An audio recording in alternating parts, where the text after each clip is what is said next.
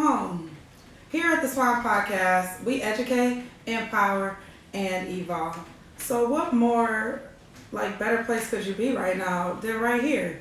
I mean, with the coronavirus going on right now, I mean, you really are probably in the house trying to make sure that you make your life better. Either you're doing that or you're just chilling, which is understandable too, because a big thing for me is compassion. A lot of times we're beating ourselves up because we really just want to be perfectionists. And I know I'm a person that is a big perfectionist. Like, that's part of the podcast itself, is working on my inner critic and me just trying my best to be a better person without beating myself about it. And just to get into the topic, we're talking about trauma today. And the reason I want to talk about trauma is because we don't realize how trauma shows up in our everyday life. We think that the things that we went through when we were children, things that are really stuck in our memories that we can't stop thinking about, we think it's normal. So I actually went as far as looking up the definition of trauma. And the definition of trauma, according to just a regular Google search, is a deeply distressing or disturbing experience. And the reason that I defined it is because I think that there are a lot of people walking through life and they probably figure, I've never been through anything traumatic.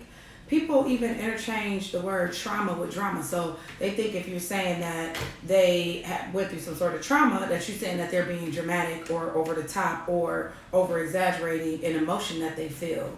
And by definition, I mean, it's something that's distressing.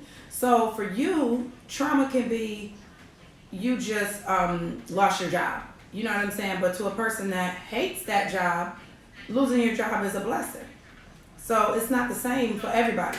So it's important to realize that it's just something that's distressing that's happened in your past.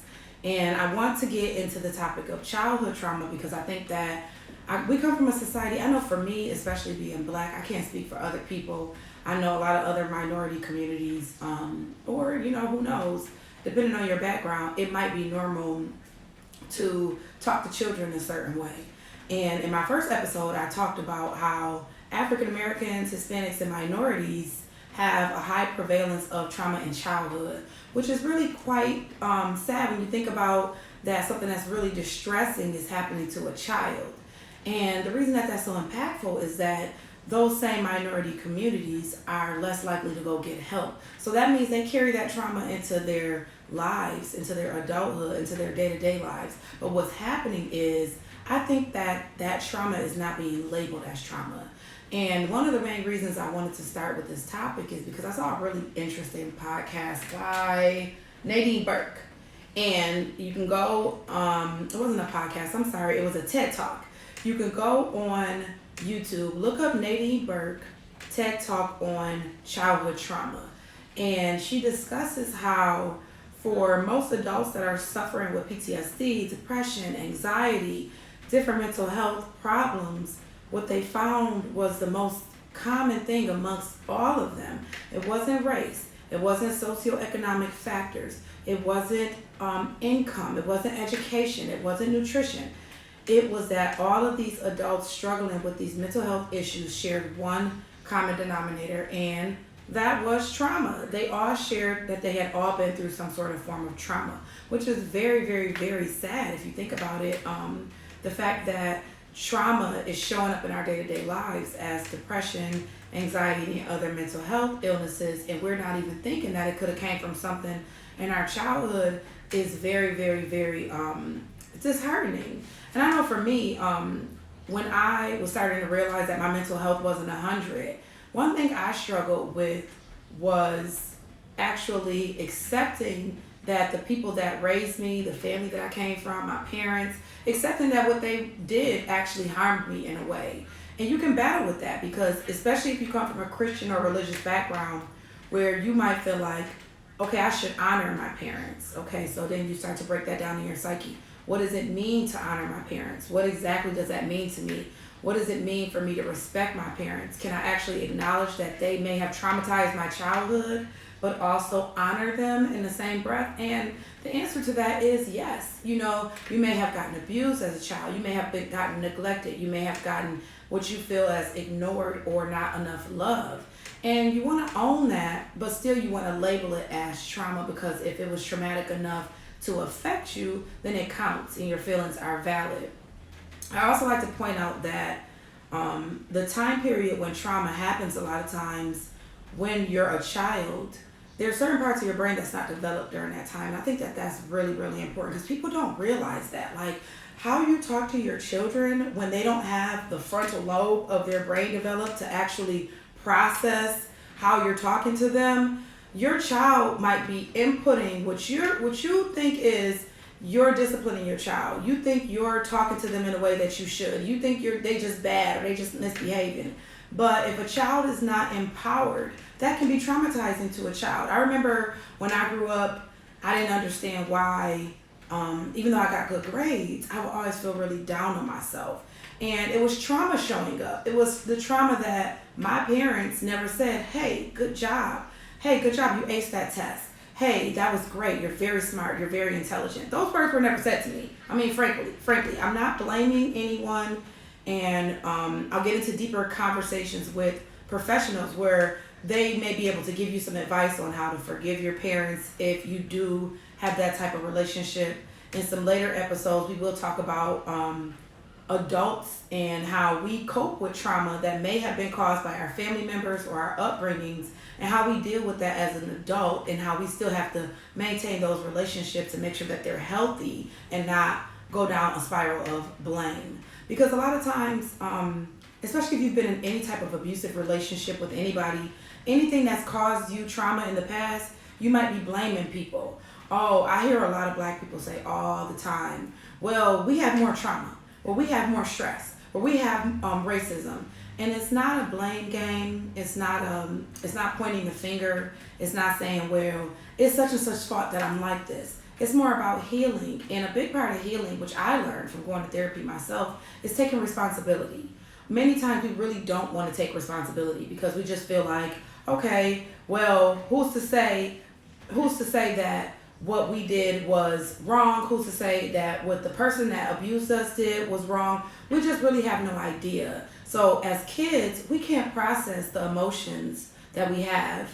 And then as adults, we take them and they show up in other ways. So a couple of signs and symptoms to know if you may have had like some trauma in your past that might be showing up every day is, one, are you easily irritated, agitated, upset, saddened? Does your mood fluctuate a lot? A lot of us don't notice that we get really irritated very, very, very easily. You know, somebody could skip us, someone could cut us off in traffic, your kids could say something to you, and you're just a ticking time bomb. And you might even have owned it as part of your identity or your personality. So you might be going, hey, I'm just like that. You know, I get easily irritated. But if you trace it back, there could be some pattern of behavior that you saw in your household. You could see your mom always be easily irritated. You could see the adults in your life always be easily irritated and never know how to handle stress. So you may have been irritating to them. You could have called your mom's name 3 times and she'd be like, what the fuck do you want? Or spazzing out on you. And then you're like, now you're passing on that negative characteristic onto other people in your household or people that you love, because subconsciously you picked it up and it's part of you now. And many times I notice that we don't even realize the generational curses that we pass on and on and on. And I talked about this in the YouTube video. If you guys missed it, make sure you're following and subscribing to the Swan podcast on YouTube, where I talked about how, especially for Black women, it's like a badge of honor to be strong all the time. It's a badge of honor to always be the person that is always having your best face on. You're always putting on this armor of nothing's wrong with me, or I'll get through this, or I'm tough. It's just what I gotta do what I gotta do. And that is a false narrative that we have to stop putting on, and we have to stop saying, well, it is what it is. I just gotta do what I gotta do. A big part of accepting yourself and loving yourself and just having more peace in your life every day is to, when those feelings come up, to see why you're feeling the way that you are. I like to go why to myself a lot. Like, I'm irritated by that. Why am I irritated by that? Where did that emotion first come from? When did I learn that that is irritating? What made me label that in my mind? Because most of the time, what we get irritated by or what we're angry by, we give it power. And I like to say, healing trauma is taking your power back. How can you reclaim your power? Because it's power in being peaceful and being happy. Because happiness is a choice. And when you've had a series of traumatic events, like I'll share with you guys my own personal story. So for about 5 or 6 years, traumatic events were happening to me over and over and over and over and over again. Probably 20 years if I keep it real, but let's just go the last 5 years. And I was never labeling them as traumatic. It would just be like, I'd call my girlfriend and be like, girl, guess what happened? And we'd just be like, damn, like that's tough, that's stressful, that's messed up. But the pep talk would always be like, but you know what? You strong, you'll get through it, you good. And I would never cry. Like, I would never cry. I would never break down and cry and be like, you know what, this shit is hard. Life is hard, or I'm struggling with this. And I didn't even have the words to explain it. So, now I'm going to go back 8 years. So, when I lived in Buffalo, my upstairs neighbor, I don't know how this happened. We moved in our apartment with my ex-boyfriend at the time, my son's father. We moved into this apartment, and these people lived upstairs from us. And they seemed like a nice, normal couple. And I'm not going to name the names and the details of everything that happened, because just to protect the victims in this crime. But my neighbor murdered his wife, and I heard the entire murder. And I had to be the person to be a witness. I was the 911 caller. I was in, now you know how they have on First 48 when they interviewing the person that did the murder. I was in the interview room with the homicide detectives. I had to testify, and it was very tragic. This couple apparently had a troubled domestic relationship, which we just moved in the apartment. I had never heard an argument before from them, and she was going to leave him, and he murdered her. Now, when that happened, let me tell you how amazing the human body is. Let me just break this down for you. When that happened, I went through 3 days straight of being questioned, being subpoenaed, detectives coming to my house, all types of craziness, right? When it was all said and done, I was in college at the time. I was a senior at Buffalo State College. When it was all said and done, I went home and I went to sleep for 23 hours. Now let me tell you what that was. That was my nervous system protecting me, because it was so much stress on my body. And I didn't, at the time, I was not consciously saying, okay, I'm stressed, I need to lay down and take a nap. No, I passed the fuck out. I woke up about a day later, and it was like it was wiped from my memory. I didn't think about it no more. I didn't talk about it no more. I didn't share the story with nobody. I didn't even talk about it. I buried it. And I think a lot of times our memories go away. They get tucked into this drawer, and you're carrying it with you. It's like background music. You're going to carry it with you. If I live downstairs from somebody and I hear a loud thump, that trauma is coming back to the surface. I'm nervous. I'm tense because I heard that man kill his wife. And I never in my life thought about it as a traumatic experience. Never labeled it as a traumatic experience. Fast forward, I moved to California. As soon as I moved to California, I moved on Crenshaw, and Trayvon Martin is killed. And people are marching down the street. People are on the 10, blocking the freeway. People are actually protesting Trayvon Martin's death. It's on the news. It's everywhere. It's being talked about in the media. And all of that stuff is going into my consciousness. Now, every time I see the police, now mind you, this is coming from a person, I have a bachelor's degree in criminal justice. So this is coming from someone that had every intention to work in the criminal justice field. I had every intention to work in the criminal justice field, and was done with it because I was so traumatized by police officers, the red and white lights that you guys see. I would feel tense, my neck would be tight, my breathing would change. I didn't recognize that that was trauma coming up. In my mind, we black. Everybody's scared of the police. Not recognizing I had several events, traumatic events involving the police. And probably prior to that, just being a black person, getting pulled over multiple times, getting pulled over for driving in the suburbs, different things like that, just actually showing up in my life just from seeing a cop walking down the street. Fast forward, 2017, my little brother was murdered. Now, these are things that, yes, we recognize a murder as something sad. Yes, we recognize those things as something brutal, heinous, bad, unfortunate. We may label those things, but we're not labeling them as trauma. And when we label them as trauma, we recognize that, damn, I'm taking this traumatic event and I'm packing it in my suitcase to carry with me every day.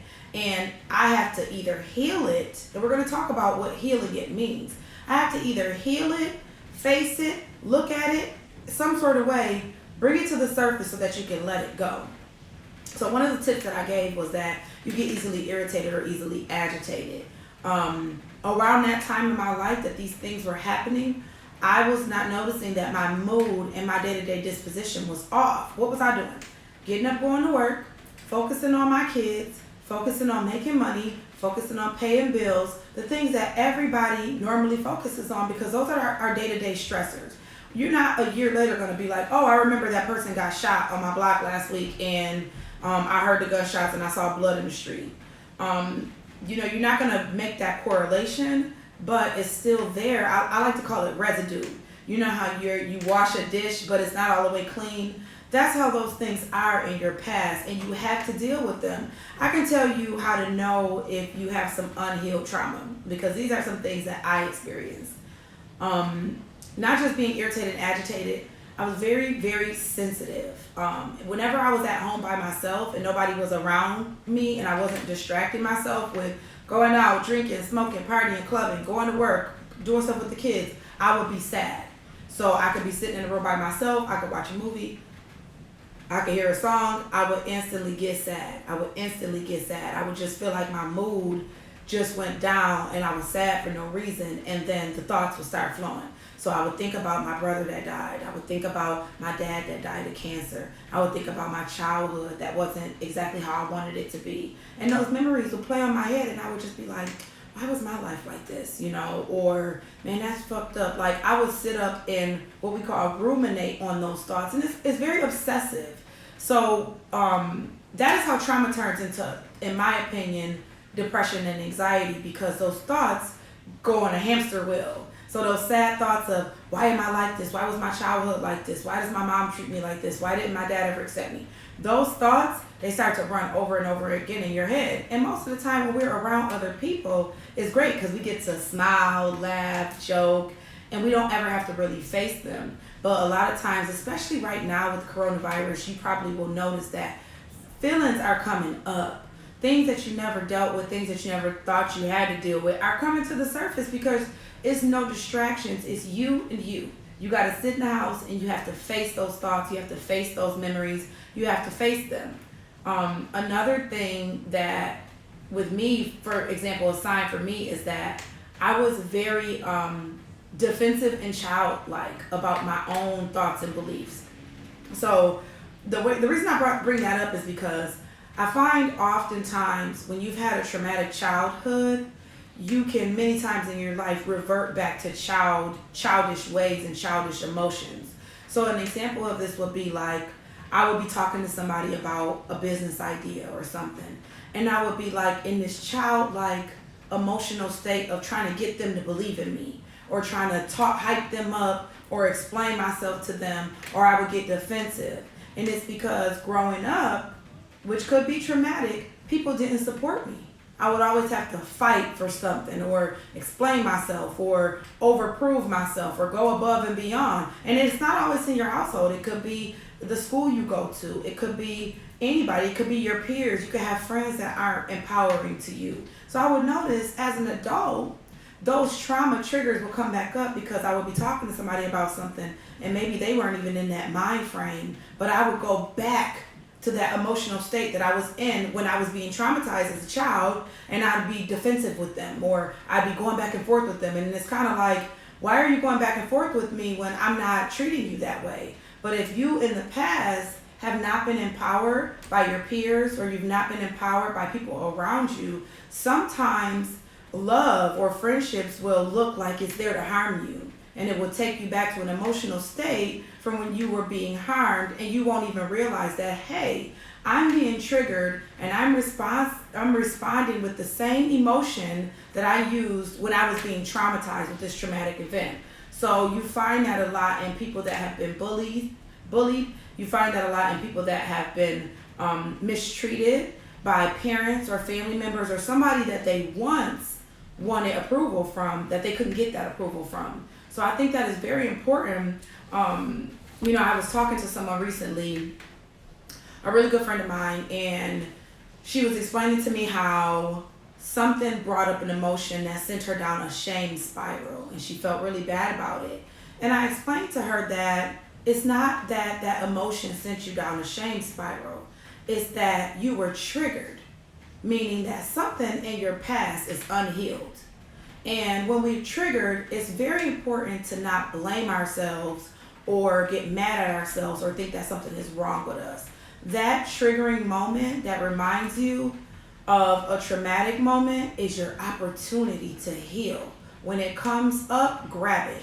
Grab it and look at it and see where it's coming from. So when something comes up, for example, if you're dating someone and they say something to you and it makes you a little bit sad, don't go, oh my God, I should not feel sad. Or, oh my God, this is because obviously I have some trauma. Well, you're going to acknowledge it. I feel sad because I've had some trauma. Why?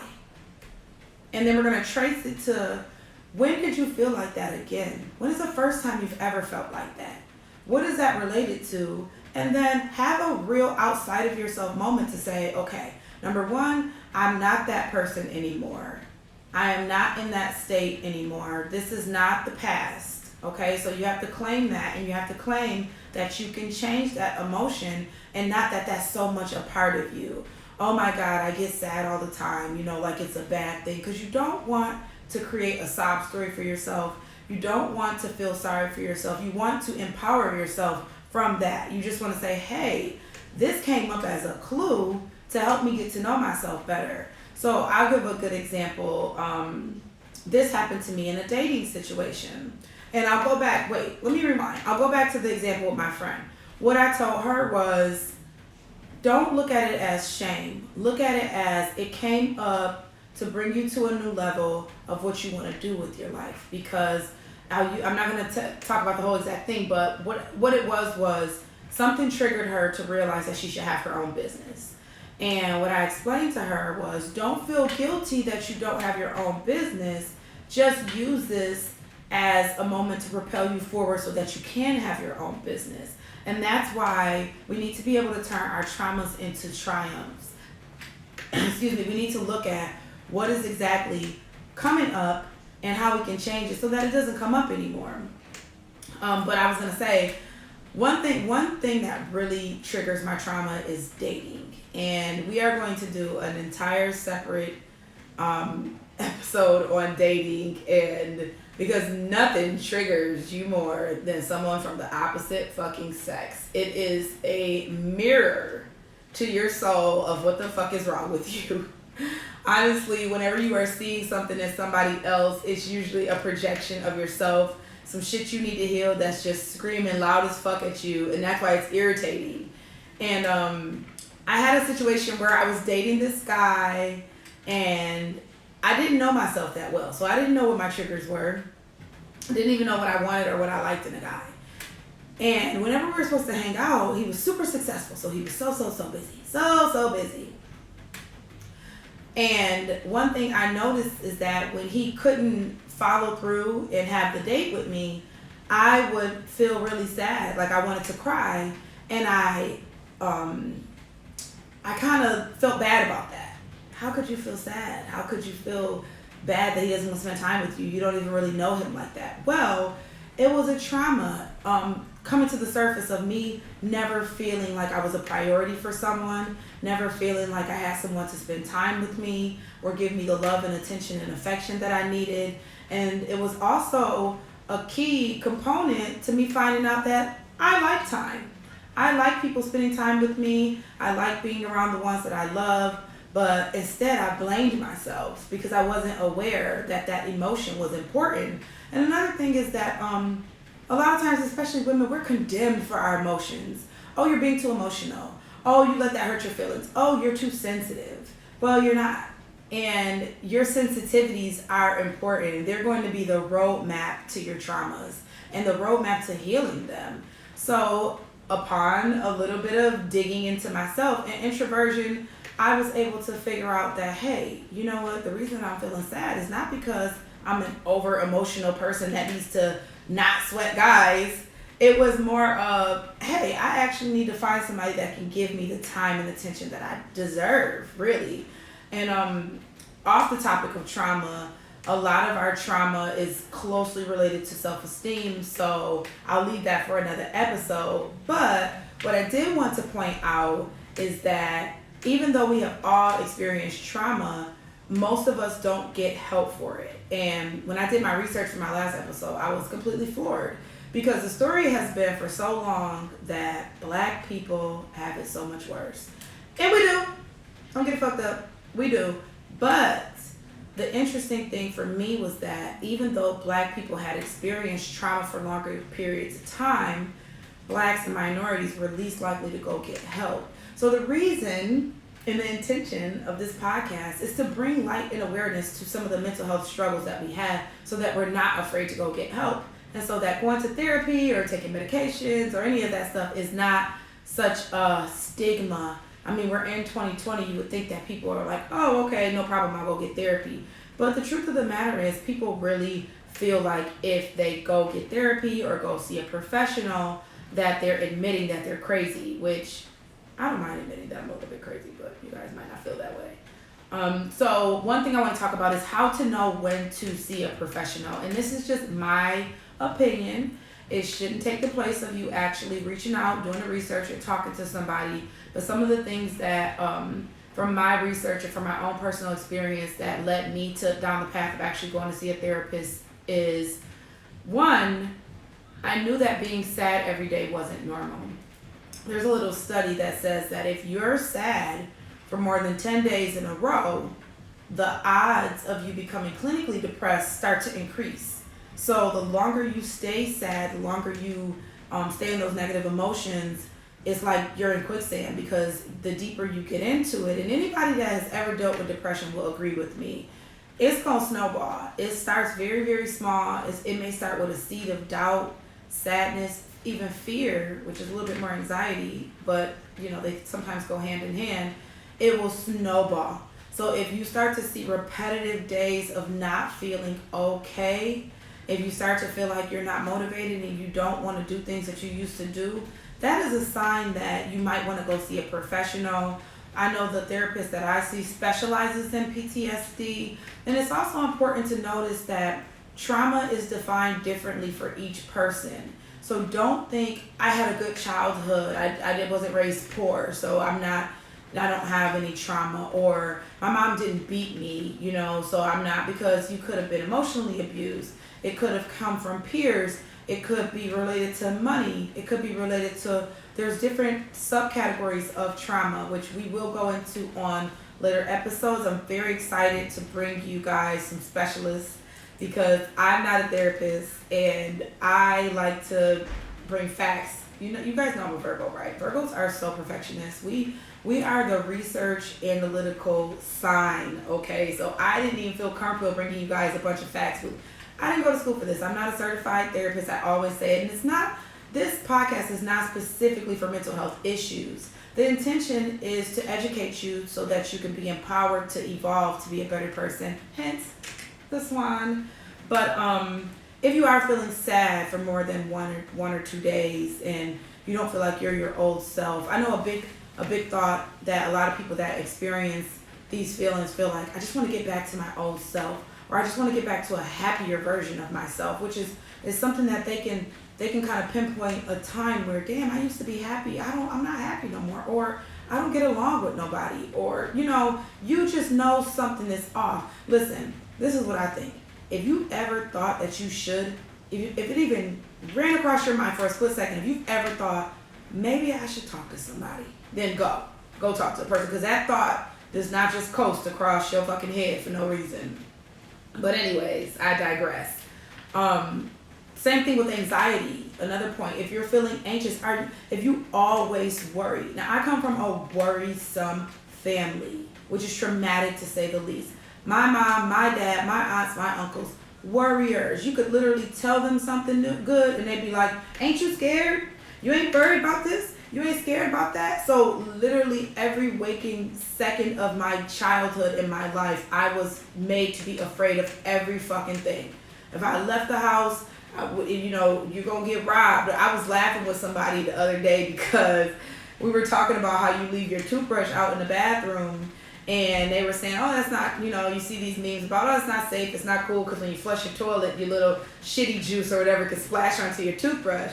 And I had somebody cracking up because I was like, my mom literally used to have us thinking that somebody would put something on our toothbrush. Like if you had company, they could slip something on your toothbrush and poison you. So like we literally were like a lot of my habits, and that's maybe not trauma, but it shows up in my day-to-day life, because when companies come over, I put my toothbrush away. So if you guys ever come to my house, I just literally gave y'all my business, because if you really want to poison me, you just open the cabinet and put it on there. And a lot of times anxieties don't make sense, but if you have been raised around fear, doubt, worry, those types of emotions, you will be nervous for no reason. I didn't even know what anxiety felt like.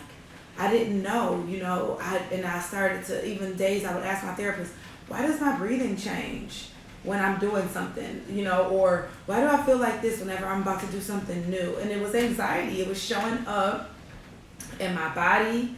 My shoulders and my neck would get tight. I feel like I could barely breathe. I started talking fast.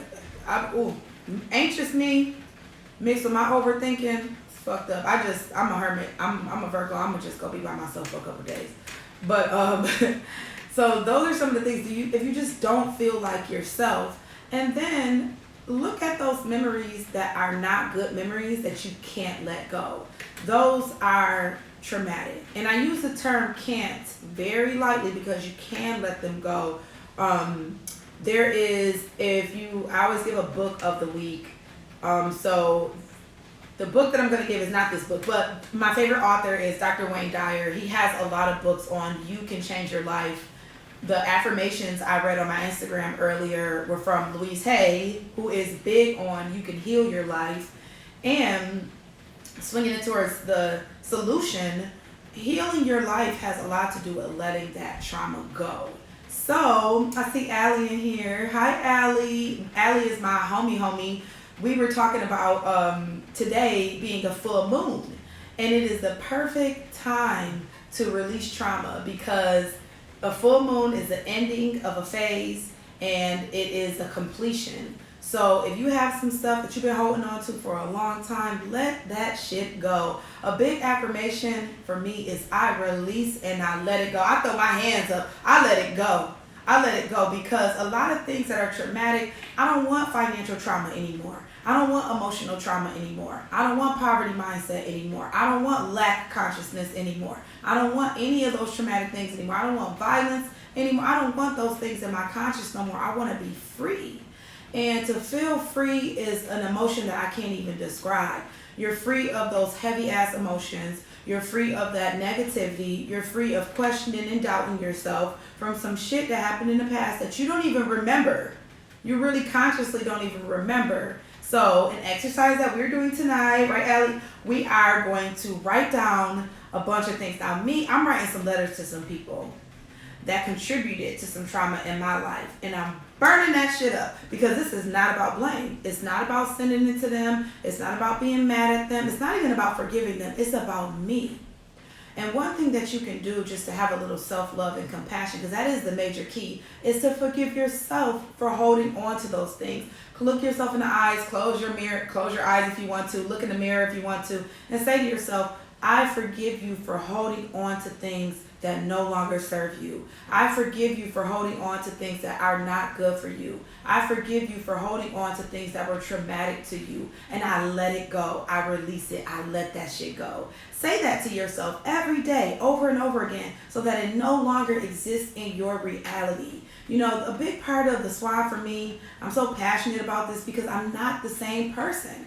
I am not the same person that I was. Why? Because I let a lot of this shit go. I mean, my story that I held on to so tightly was the story of trauma. I mean, honestly, when you have your trauma, it feeds your ego a little bit because you're like, I've been through this, I've been through that, I've been through this, and it kind of puts you on this pedestal because you could even look at other people and be like, you ain't been through shit like me. You ain't been through, you don't know my struggle. And I don't want to know the struggle anymore. It taught me the lessons that it taught me. It brought me to be the person that I am today, but I don't own that shit. That's not part of my identity. My trauma is not my identity. It is just the things that build me into the person that I am. Would I rather be strong without the trauma? Hell the fuck yeah. Hell yeah. I would rather have not went through all of that shit so that I could be a better person, but that's not always possible. That's not how life is always set up. And knowing that if I wouldn't have went through that trauma, I wouldn't even be on this podcast talking today, which is my dream, to talk to people about this shit. So with that being said, I'm going to bring y'all to the last part of the show, which is my book that I'm going to share with you guys. I shared it in my YouTube video. I'm sharing it again. Next week's going to be a different book, so y'all better get this book because I ain't going to talk about this no more, which I probably will because this is my favorite book. I'll give you guys two books. First book I'll give you is This Thing Called You. It is by Ernest Holmes. And Ernest Holmes, if you don't know who Ernest Holmes is the forefather of the science of mind, technology, thoughts, law of attraction, all these things that you're starting to see now on law of attraction. You think, therefore you are. Whatever thoughts you have, you're going to attract to yourself. That stuff started with this man right here. So I'm going to flip to a random page in the book. I'm on live. Y'all drop y'all comments. I got a couple viewers up in here. I'm going to go to my dog-eared page because that means that it really, really meant something really, really, really big. Changing your thoughts. Okay. So this is from Ernest Holmes. This thing called you. Mental statements are merely a method you use for clearing up mental images. Neither affirmations, denials, nor statements can create the pattern of perfection, nor can they change it. They merely rearrange your thinking. If you could rearrange your thinking instantly, you would have an instantaneous result. And that is so major because so many people think that however they are stuck like that. And I have to interrupt myself because if you can change your thought pattern, you can instantly change your results, instantly change your life. So he gives you a little affirmation and it goes, there is nothing in me which can obstruct the divine pattern. I know that every organ, action, and function of my being is acting in accord with the law of universal harmony. All doubt, fear, confusion, or uncertainty is cast out of my mind. Hey!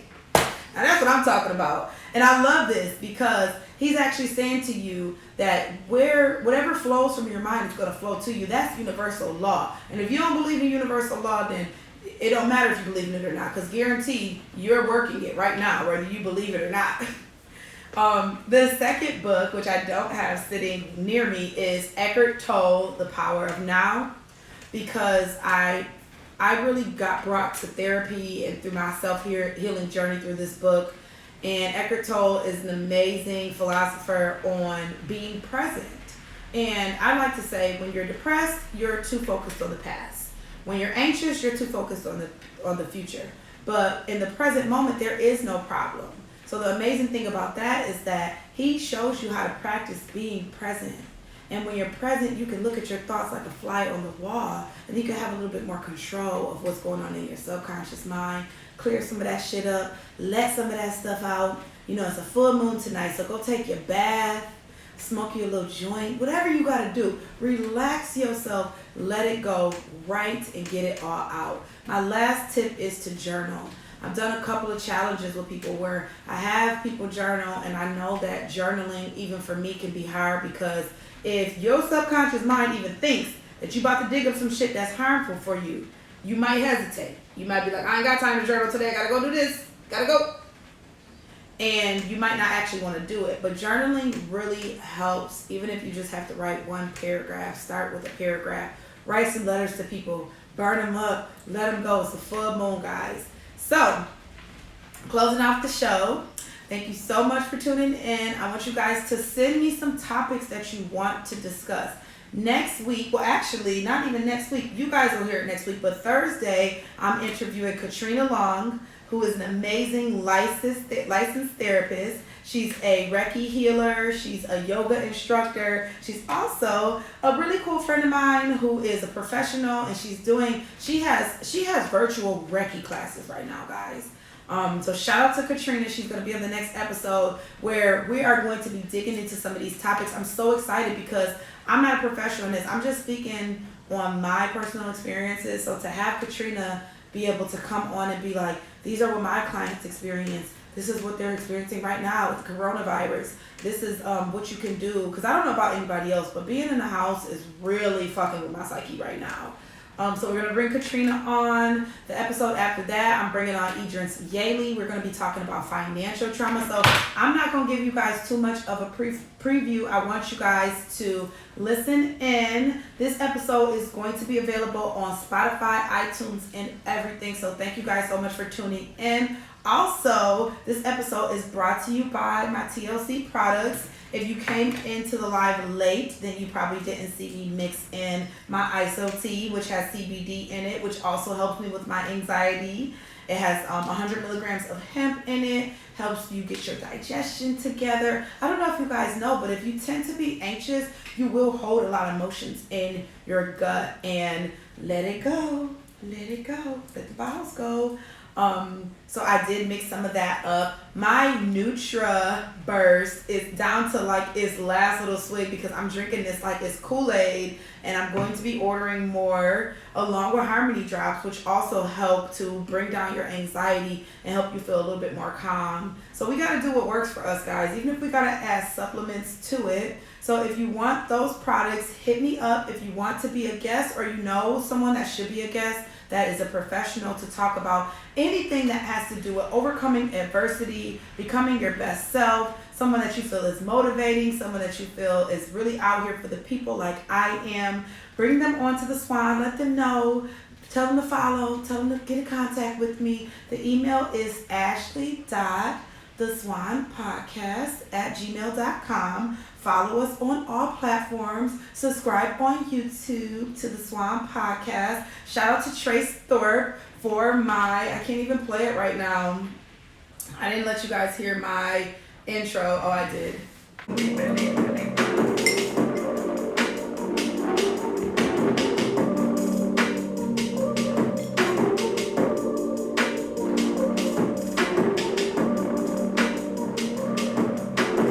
Thank you so much for tuning into the Swan Podcast, where we educate, empower, and evolve.